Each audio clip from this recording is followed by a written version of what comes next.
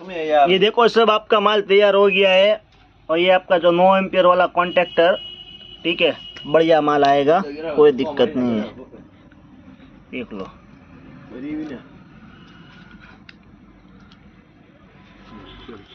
ठीक है। देखो ये पूरा 9 एम्पियर वाला कॉन्टेक्टर आपका 50 पीस।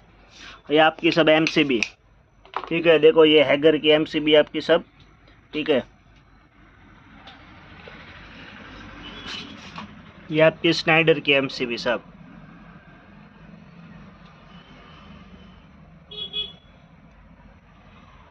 ठीक है। देखो ये स्नाइडर हैगर की एमसीबी, ठीक है सब।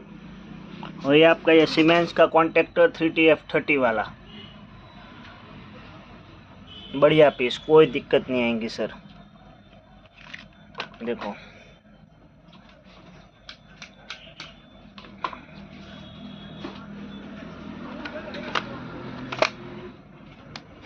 देखो ये अपना TC40 का कॉन्टेक्टर, TC25 वाला जो आता है ना, वो कॉन्टेक्टर सब, ठीक है। बढ़िया माल आएगा, कोई दिक्कत नहीं आएगी।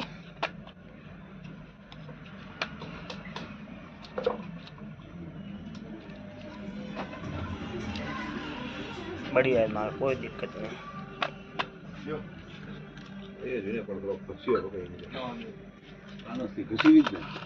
ये स्नाइडर की 4 पोल एमसीबी अपनी, ठीक है। ये पूरा लॉट आपका देख लो।